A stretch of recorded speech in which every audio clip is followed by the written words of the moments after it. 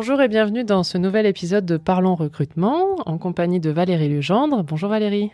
Bonjour Marie-Cécile. Vous êtes la gérante du cabinet Florian Mention Institut à Avignon. Et aujourd'hui, on va parler des soft skills, plutôt pour les candidats, mais aussi pour les recruteurs, pour les entreprises. Alors, que signifie ce terme ? Très dur à dire. Donc, vous l'avez posé dans la question, je ne le répéterai pas. Ça correspond à ce qui est plus savoir-être, on va dire. C'est ce qu'on appelle, les savoirs comportementaux. C'est tout ce qui n'est pas le socle technique, en fait, la compétence, le savoir-faire, tout ce qui correspond à la personnalité. Donc c'est quelque chose qu'on intègre dans son CV On l'intègre de plus en plus. Ça se faisait pas il y a quelques années où on était sur les compétences dures, donc plus techniques et de savoir-faire. Et puis c'est venu parce que c'est important, même en amont, dans le premier tri CV, donc même quand on n'a pas encore rencontré la personne, ça nous donne une idée de sa personnalité et c'est clé dans l'évaluation d'un poste. Donc pour moi, l'idée c'est de se différencier. Les soft skills, elles sont importantes pour mieux vous connaître, côté recruteur, et ça lui permet aussi de trancher entre deux candidatures. Est-ce que vous êtes la personne qui correspondra le mieux ? Et de vous approcher de cette façon-là, ça vous différencie. Alors, il n'y a pas de bien, pas bien, il y a ce qui correspond le mieux à un moment donné à une problématique d'entreprise. Donc, c'est votre point de différenciation et marketingment parlant, ça serait l'approche qui vous ferait effectivement différent et unique par rapport aux autres. Qu'est-ce qui peut être considéré comme une soft skill ?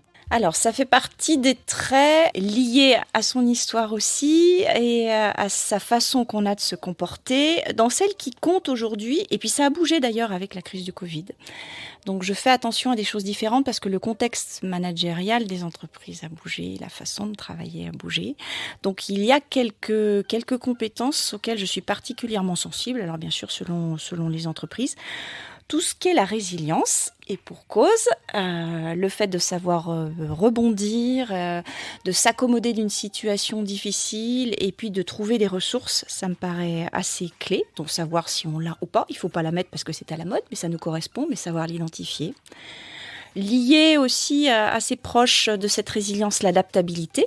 Donc on a la capacité à rebondir, mais est-ce qu'on sait s'adapter et derrière mettre en place des comportements qui sont en adéquation ? Tout ce qui est créativité, bien sûr, et pas dans le sens designer, graphiste. C'est la créativité, pareil, dans une version de l'adaptabilité. C'est qu'est-ce que je mets en place qui est nouveau. Je prends des choses que je connaissais pas et je réagis. Ça me paraît important. J'en rajouterai une qui peut être l'optimisme. Pas tout le monde est optimiste, il faut peut-être pas l'être parce qu'après on est en sur-régime dans une équipe si tout le monde est waouh positif. Mais c'est une soft skills, un comportement qui est intéressant à avoir dans une équipe. Et puis 2 ou 3 autres, peut-être que je jette en pâture à de la créativité pour des candidats. Encore une fois, si ça leur correspond. Souplesse de comportement aussi. Ça veut dire diplomatie, ça veut dire acceptation, ça veut dire changement de comportement. Rigueur, c'est pas toujours antinomique, en tout cas certains le sont et d'autres non. On est beaucoup dans la communication et la communication c'est finalement pas du tout de l'à peu près. Donc la rigueur ce n'est pas toujours et surtout lié à des métiers techniques. Et enfin, et j'aurais peut-être pu aussi commencer par là, tout ce qui est collaboratif. Donc des modes de management dont on a vu l'importance quand on était à distance. Exactement. Donc, c'est ce que vous disiez, hein, c'est pas une liste de mots à indiquer sur son CV obligatoirement, mais vraiment quelque chose qu'il faut, sur lesquels il faut se questionner quand on fait une candidature pour se connaître un peu mieux. Et par rapport aux entreprises, pourquoi c'est important pour une entreprise de connaître ce genre de compétences ?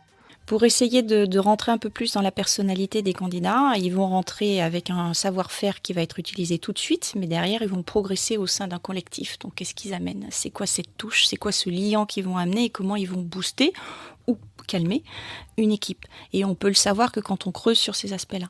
Donc, c'est ce qu'on a à l'entretien, c'est ce qu'on a en test de personnalité. Mais c'est important pour le recruteur, qu'il soit cabinet ou qu'il soit entreprise, de cerner au plus près la personne qu'on a en face de soi. Eh bien, merci Valérie pour ces informations sur les soft skills qu'on ne sait toujours pas prononcer, mais au moins on aura compris à quoi ça servait. Et à très bientôt pour un nouvel épisode de Parlons recrutement. Si vous avez des questions, n'hésitez pas à les écrire en commentaire de la publication sur les réseaux sociaux. À bientôt Valérie. Merci, à très vite.